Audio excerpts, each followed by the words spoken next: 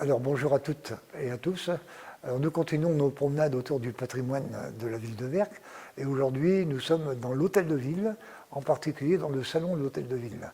Alors l'hôtel de ville est apparu à la fin du 19e siècle et son architecte est Clovis Normand, un Édinois, et qui a été inauguré le 12 juillet 1893. Alors il a plusieurs particularités.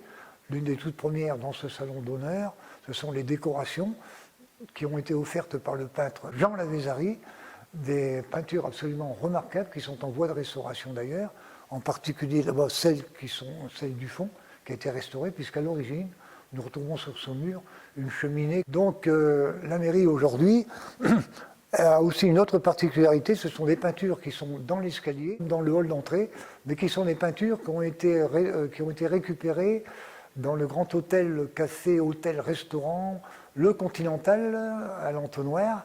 Ensuite, vous avez une sculpture dans l'escalier d'honneur également, qui est une sculpture qu'on retrouvait sur un magnifique monument au docteur Cazin et au docteur Perrochot, monument qu'on retrouve aujourd'hui là-bas à l'entonnoir, qu'on appelle d'ailleurs monument Marianne toute seule, mais qui n'a rien à voir avec Marianne toute seule.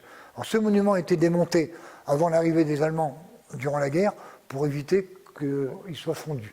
Alors maintenant, il existe aussi les armes de la ville, dont on va dire deux mots rapidement. Les armes de la ville, sur le fronton de l'hôtel de ville, vous avez d'un côté, c'est le souvenir du passé maritime de Werq, le hareng, le maquereau, les filets, la voile, l'ancre, et en bas de l'ancre, la médaille militaire, la croix de guerre avec palme, que l'on a donnée à la ville de Werq après la guerre, après les bombardements.